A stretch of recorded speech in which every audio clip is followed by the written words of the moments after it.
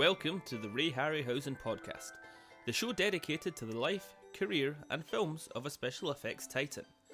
Join us as we host in-depth discussions about the work, influences and legacy of this uniquely talented filmmaker. Brought to you by the Ray and Diana Harryhausen Foundation, we will be delving into Ray's archive to bring a unique insight into his work, including exclusive audio from the man himself from our own archives. We will be joined by special guests for retrospectives, exclusive announcements and competitions. So this podcast is a must-listen for all fans of the world of Ray Harryhausen, animation and classic filmmaking. Welcome to episode 4 of the Ray Harryhausen Podcast. I'm John Walsh. I'm a trustee of the Ray Harryhausen Foundation. I'm joined by our collections manager, Connor Heaney. Hello, Connor. Hello, John. How are you? I'm very well, thanks. How are you? Yes, I'm great. I'm excited to read some of these fan questions. We got a lot of feedback on our first 2 shows, and it's great to go through some of these questions from our fans on social media. They want to pick your brain, John, so you're the Ray Harryhausen expert. I hope you're prepared for this. This is where I'll be exposed as a fraud, as just a kind of an average fanboy. But yeah, go ahead. As it was written, a temple with many faces. It is the temple of the oracle of all knowledge. But I never thought to stand here. The great eminence, we must seek him out. Well, first of all, we had a question emailed in from Mike Kwasniak, and Mike would like to know a little more about the wider filmmaking process in which Ray played such an important role.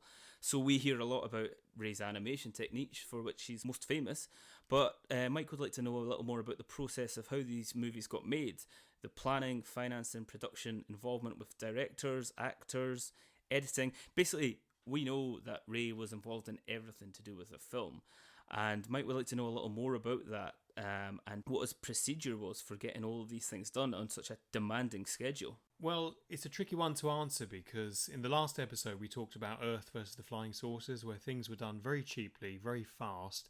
Lots of stock footage was used, so footage that had been used in other productions. And the actors that were used were actors from television, so not people that were well known in cinema. If you go fast forward to Ray's last film, Clash of the Titans, there was much more money. There was some very well known names of film and theatre taking part. So it's really a tricky one. It's about asking how long is a piece of string. You know, Ray was a producer on all of these films, even though he was only credited on the later ones as a producer. He was a producer with Charles Schneer, and together they would go to the studios and say, look, this is what we want to do. What would you like us to do? So the conversation starts at that point. So for every film that was made, there were 2 or 3 projects that were pitched with some lovely artwork and scripts and treatments that never got commissioned. So, you know, answering Mike's question, it's really Ray was in the round. You know, he wasn't just concentrating on one specific aspect. So Ray would be involved in everything from finance to production, live action and the directors, because of course, although Ray's technique takes place in isolation, its limbs, its tentacles, if you are, go out to every aspect of the production, from finance to scheduling to catering even. You know, how many actors do we need in? How often do we have to feed them? So I think the best way to describe it is that, you know, Ray's involvement was all encompassing. He would help choose the actors, the directors, even the cinematographers. I think that's the key one. He worked with some marvellous lighting people like Ted Moore, who lit some of the early James Bond films. So it's really getting that ensemble of people and trying to maintain them through each production. You know, I found myself, and I've worked with cameramen and sound people, you want the same people. So it's a great question, Mike, and I'm going to say have a look at some of the books, because if there's anything in the books that doesn't answer your question, come back to us. If you want to know something much more specific, we have logs when Ray was animating. We know in some cases what music he listened to when he was animating. So we can answer some quite specific questions. But your wonderful question, which is about what was Ray's role, it was everything from producer to overseer to animator to creative genius. It was all encompassing. So thanks for that question, Mike. I think the thing about the music that Ray listened to while he was working, I would like to learn a bit more about that myself, because he really got into the zone when he was animating specifically, and the music he had on just helped him get into this frame of mind where he just would work for days on end without rest, really. I know that even during Clash of the Titans, he was 62 years old or 61 years old. He had a cot in the studio, he had a bed in the studio where he'd just sleep in that, get up and start animating again, and that's just such an incredible work ethic, very admirable. I've had enough of your philosophy. It's time for action, not words. Question 2 then. George Guzman would like to ask, I think this is a really interesting question. He'd like to know a little more about Ray's friend and producer Charles Schneer, who was involved in so many of Ray's films. Now, it's been said that if Willis OBrien had a smart producer like Schneer, many of his projects might not have been aborted. So Schneer really was the unsung hero in a lot of cases with regards to Ray's films. Would you be able to talk a little more about Charles Schneer and his involvement with Ray's movies? Yes, definitely. I mean, they're men from the same mould in many respects, but in terms of personalities, very different. Charles Schneer is everything one imagines a film producer might be, a Hollywood movie producer. When we had a memorial service for Ray when he died in 2013, the eminent British producer Jeremy Thomas came along, because Jeremy Thomas, who we know now as the multi-Oscar winner for The Last Emperor and lots of other wonderful films, and very much a director's producer, somebody that directors levitate towards, he was a cutting room assistant for Ray on The Golden Voyage of Sinbad. So he was working as an edit room assistant. Now, he was called to Charles Schneer's office because Ray had asked him to buy some pencils and note paper for making annotations of the edits. And he put his little receipt in. The front office rang and said, please send Jeremy Thomas up to meet Charles Schneer. So Charles Schneer wanted to speak to Jeremy Thomas about pencils and paper that he'd bought and charged against The Golden Voyage of Sinbad. And he said in no uncertain terms to Jeremy Thomas, and Jeremy recounts his story with much good humour and much affection, that effectively Charles Schneer, chewed him out and said, look, when you're buying pens, paper and pencils, you come here, we buy it all centrally, it's much, much cheaper.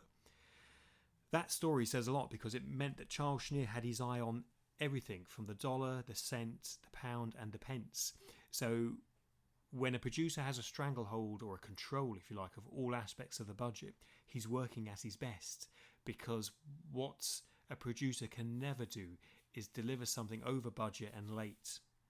Once you do that once, you never get the chance to do it a second time.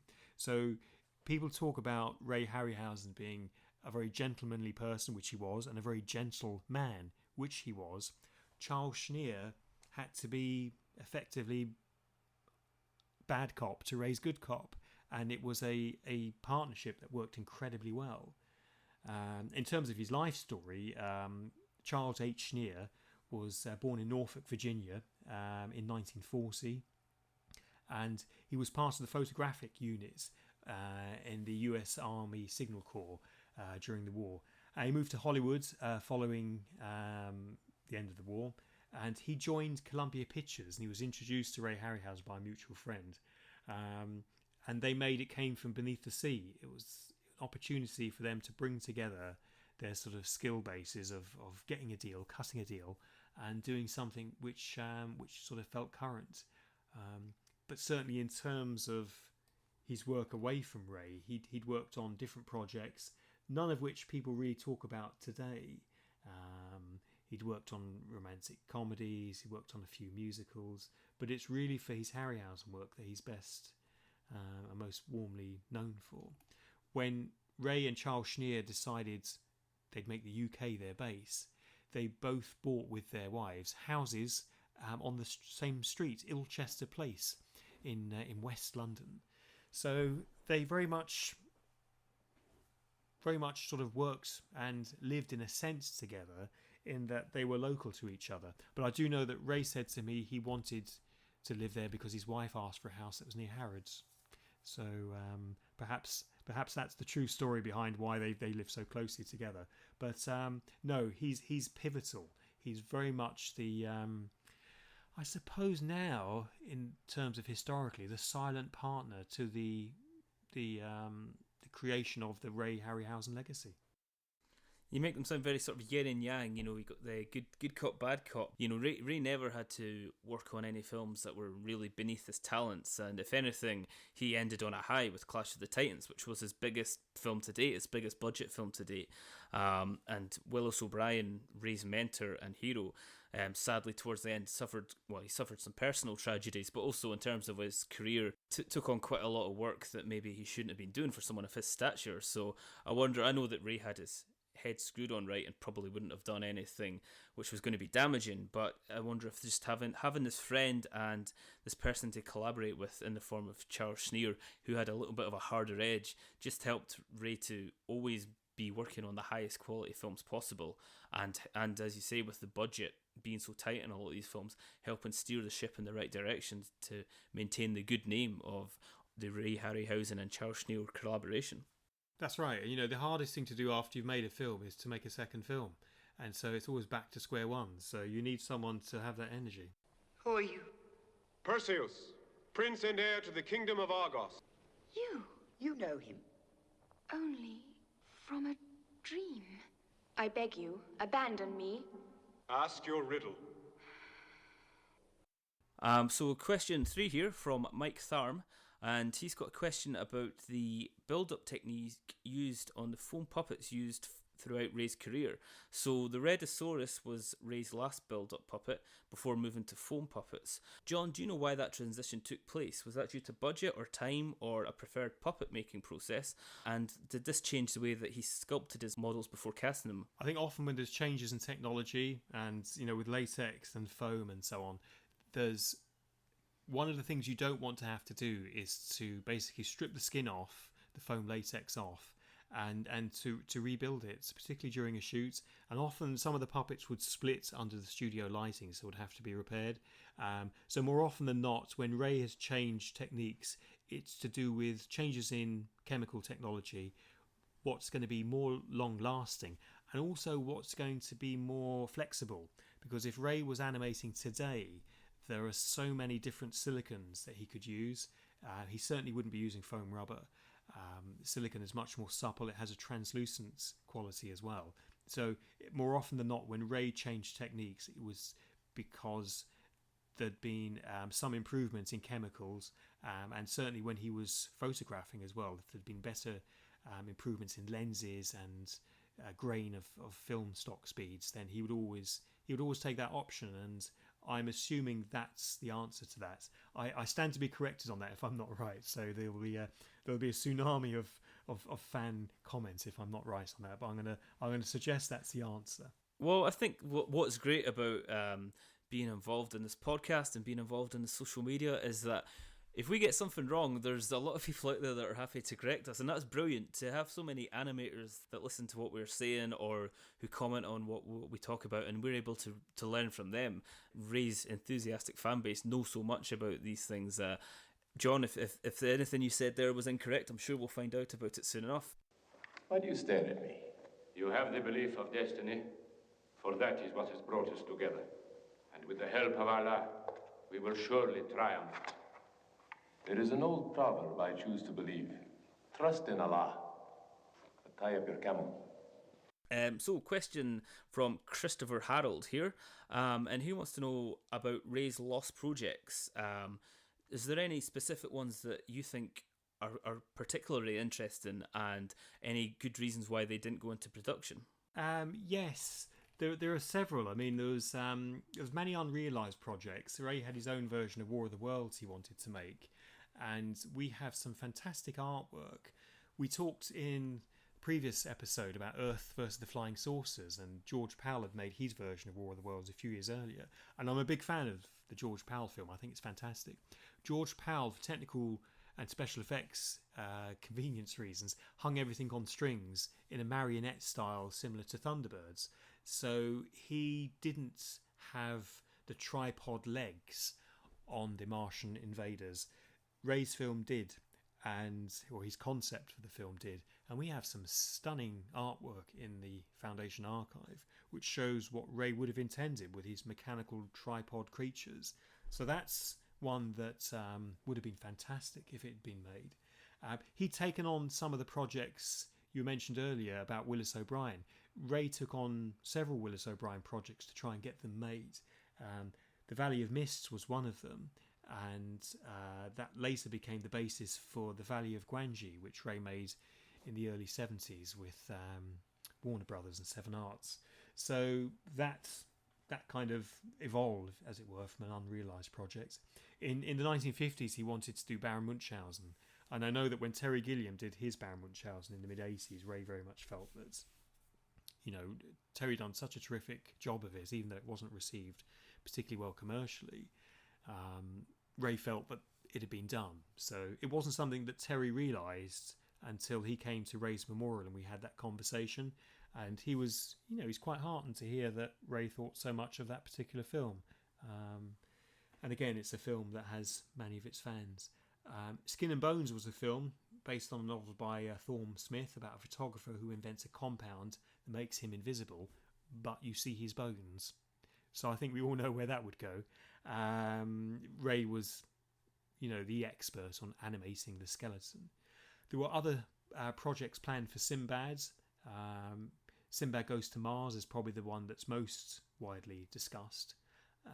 There was a sequel to Clash of the Titans planned called Force of the Trojans.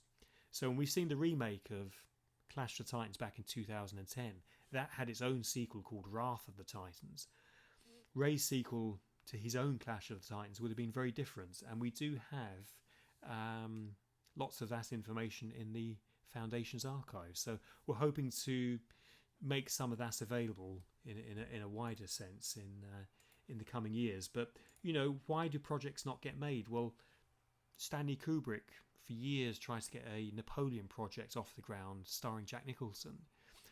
All filmmakers have projects they've been trying to get going for years and years. And sometimes it's surprising when it's very well-known people. You'll think, hey, surely they just pick up the phone and the money comes flying. It really doesn't. And with Ray, often they were asked by studios to do something very similar to what they'd just done. So if you think of Ray's last 2 or 3 films, it's 2 Sinbads in a row plus Clash of the Titans. Very similar projects, similar narrative drive, on an epic adventure or quest, and along the way we meet some creatures and there's lots of action and a bit of romance. So you can get painted into a corner if you're particularly successful at one type of film. Then it's only reasonable, if a studio is putting up the risk and the money, that they ask for something similar. So some of Ray's projects were a bit unusual, and sometimes it was simply a case of time. You can only make one film every 2 or 3 years, and it was only right and proper that if a studio says, no, what else have you got, that they're able to pull something else out of the bag and say, look, we've got this as well. And a sequel to a Sinbad was a surefire commission. So I think it's, in a sense, I can understand why Ray made the films he did, because better to be working every 2 or 3 years on a project than holding on to something for decades only for it never to be made. Well, a lot of what you're saying is very interesting. I think Force of the Trojans, that went quite a bit further than, an idea which never made it off the drawing board, because they actually scouted for locations for that film, and there's a script and there's lots of sketches, concept sketches, key drawings. So that's a real tantalising one for fans. That's the one that nearly could have been, but sadly it wasn't to be, and Ray ended up retiring. Yeah, a lot of the ones you've talked about there, if you read the Ray Harryhausen An Animated Life book, there's a list at the end, and there's so many ideas which he had throughout the years that just didn't come to fruition for one reason or another. I have to give a shout out to my mum here. My mum is a huge Ray Harryhausen fan. She wants a job as my assistant. I've told her she can't, because that would just be too much. She's too much of an obsessive fan. But the one that she is really interested in is Ray's mooted idea of doing Dante's Inferno. There's some artwork entitled Jason in the Underworld. Obviously, a lot of Ray Harryhausen's artwork is influenced by Gustave Doré, who did these engravings of Dante's Inferno. And we have this picture which was done by Ray ostentatiously Jason in the Underworld, it looks a lot like Dante's Inferno, and it's the famous scene where the skeletons come out of the ground. The original scene was corpses coming out of the ground in the underworld. Ray decided this was maybe a bit too overbearing, a little too gloomy, and a long film, a 90-minute film of Dante's Inferno, all these tormented souls and all the darkness might have been a little too much for people. I would have loved to have seen it, and I know it's something a lot of people are interested in. It definitely would have been fascinating to see a 90-minute or longer stop motion vision of Dante's Inferno from Ray Harryhausen. So that would be my choice for one I would have liked to have seen.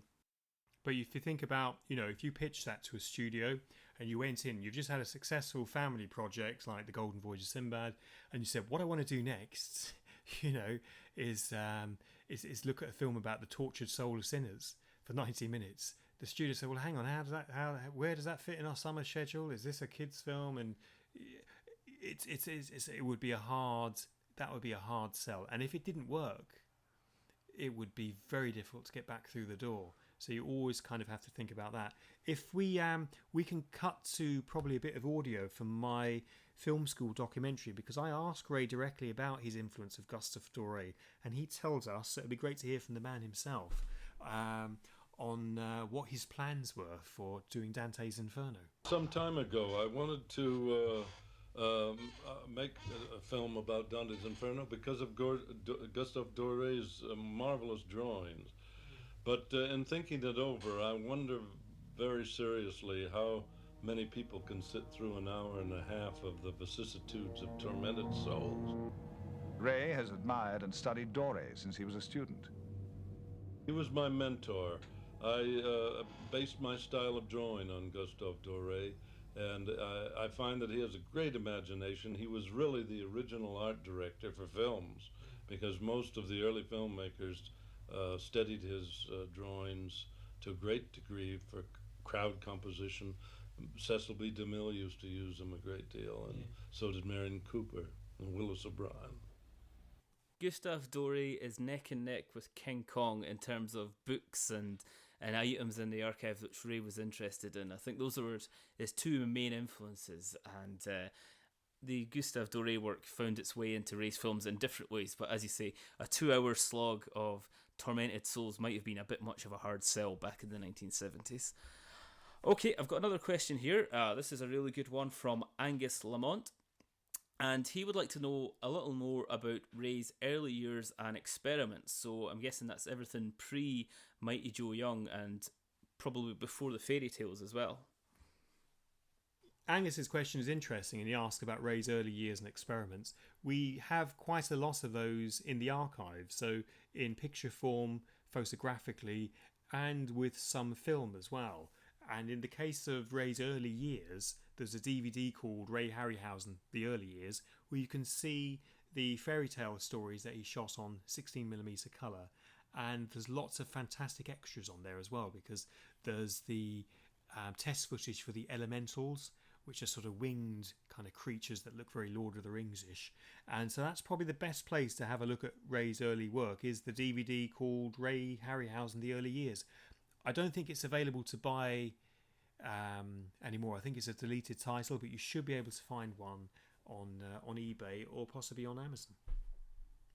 No, I got one on Amazon quite recently, so you can still get it. It's still out there, and it's a fantastic DVD. It's packed to the rafters with all this early footage.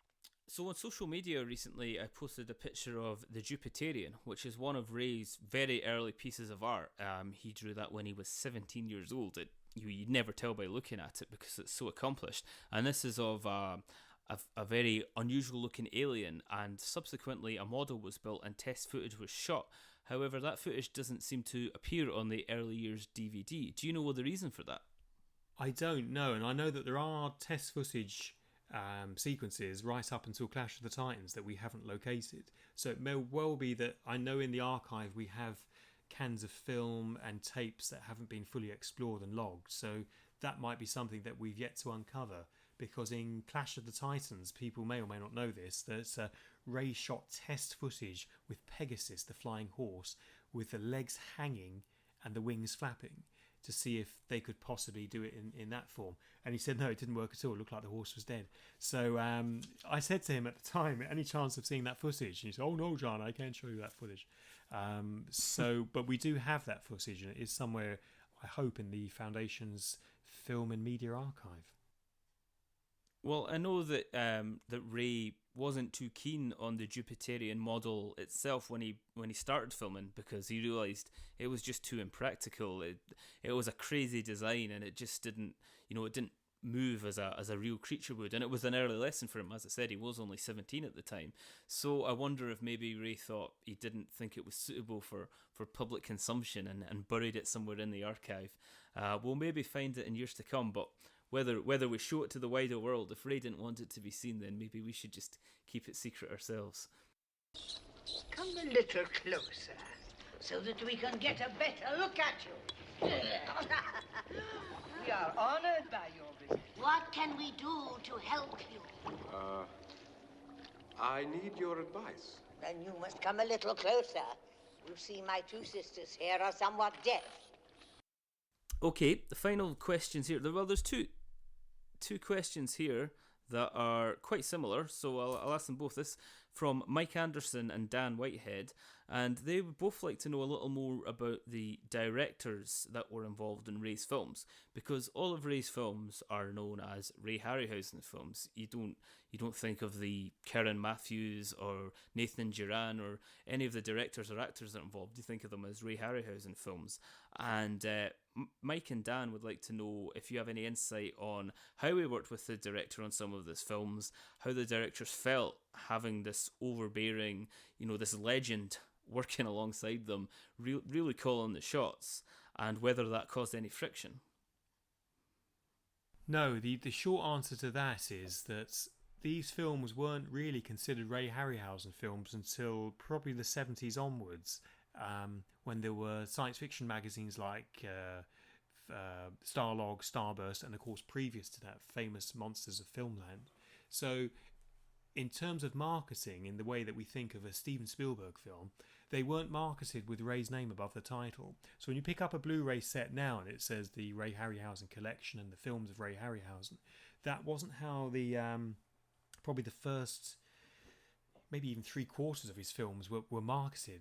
Dynamation might have been front and centre, the new technique, the new cinema technique, but there wasn't a sort of a loyal fan base for him as a person in that sense.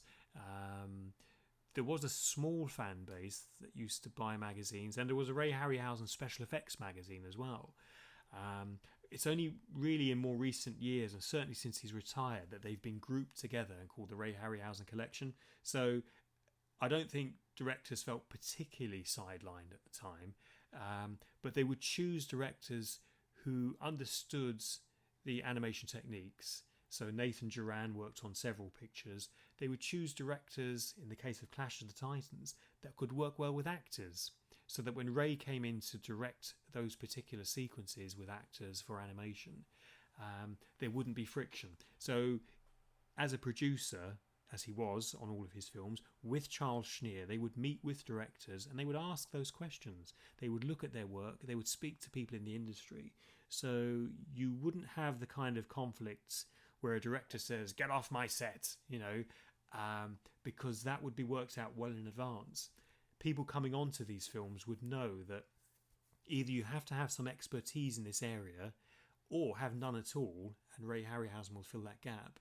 But you really couldn't have a director coming on saying, I was thinking, I've seen your Sinbad films, but for this one, we're going to do it very differently.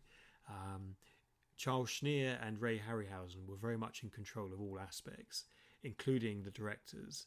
And to be fair, the directors did great jobs in every case, but it was important that they understood that when Ray came on to direct the actors for a sequence of a fight and so on, where later a monster would be placed in, it was important for them to understand it was Ray's job, and it was. Nobody else could have replaced him in that. So I don't know of any particular frictions between that relationship. However, because all of these films are shot very fast, I suspect there may have been friction between the producer's office and the director saying, look, I need more time, I want to get more shots, I need a better performance. That, I would say, would be the friction, because when a film would be greenlit by the studios, it might be 3 years later, perhaps, that it finally hits theatres. So, Charles Schneer, for very good reason, had to be quite careful with the money when filming principal photography, because there's still a fair amount of money needed to create the special effects in post-production. So I suspect any friction that occurred would have been around the time and budget constraints, but not as a result of Ray's intervention. I suppose that you can't improvise the stop motion work which Ray did, so I guess that meant that Charles Schneer had to be the enforcer in terms of discipline. The film couldn't go over budget or over length, because the allotted time set for the special effects was sacrosanct. So I can imagine some directors maybe not understanding that aspect of things. But for Jason, there are other adventures. I have not yet finished with Jason. Let us continue the game another day. As we said previously, we have a special prize to give to the person who sent in our favourite question. We have the 5th Ray Harryhausen book, which is A Life in Pictures, a fantastic book, limited edition, some great stuff in there from Ray's personal life as well as from all of his films. And we have a copy of that to give to the person who submitted our favourite question today. So John, which question did you enjoy answering most? I think it was Mike Anderson's question that I thought gave us most pause for thought and made us think about Ray's relationship with the rest of the crew, his presence on the set. So well done, Mike. You'll be getting a copy of that wonderful book. Well, it was actually, John, it was Mike and Dan sent more or less the same question, very similar questions. So what are you thinking? Go on then, well Dan can have one as well. So well done, Dan Whitehead. You're going to get a copy of the book. Dan Whitehead and Mike Anderson. 2 winners. Well done, guys. We'll be in touch with you over social media to let you know that you've won. As I said, it's a great book. There's some really fantastic pictures in there, which I don't think have been seen anywhere else. So it's a great prize. We'll be in touch over Facebook. I think you contacted us through Facebook, so we'll get in touch with you both, and we'll get your details so we can post it out to you. I've really enjoyed that, John. That's been a great Q&A session. Well done. Your brain might need a rest after all that. There were a few testing ones in there. I'll go and have a lie down by the Fountain of Youth from Golden Voyage of Sinbad and see if that does anything. I just want to give a shout out to Rob Eade, who's a professional film and television sound recordist and who's worked with me on lots of film and TV work and actually recorded all of the commentaries at Ray Harryhausen's house over the last few years with me. Rob actually helped us set up this whole podcast technology that we're using to speak to you today with. So thanks very much, Rob. And if anyone wants to use an incredibly busy and very successful sound recorder, it's Rob Eade. You'll find him on Google. No, he's been incredibly helpful. He's answered all my questions, and believe me, I had a lot about getting this podcast set up. So if you want him, you got to catch him because he seems to go on a lot of adventures. He always seems to be out in the wilderness, having fun and getting chased by snakes and spiders and things. He seems like a real Ray Harryhausen hero figure. So yeah, thanks, Rob. It's been fantastic advice that you've given us for this, and thank you to everyone who sent in questions. We'll have to do this again sometime. Yes, definitely. And I'm just looking, Rob's got a website, so you can get him at robeade.audio. How very cool. So that's Rob and Eade spelled EADE.audio. So thanks very much, Rob. And Connor, we'll speak again next month. Copyright in the Ray Harryhausen podcast is owned by the Ray and Diana Harryhausen Foundation, a registered Scottish charity, number SC 001419, 2016. This recording may not be reproduced in whole or in part without written permission from the Foundation. The views expressed within these podcasts are not necessarily reflective of those of the Foundation, its trustees or employees. For further terms and conditions, please contact us at rayharryhausen.com, where you can find our Twitter and Facebook links.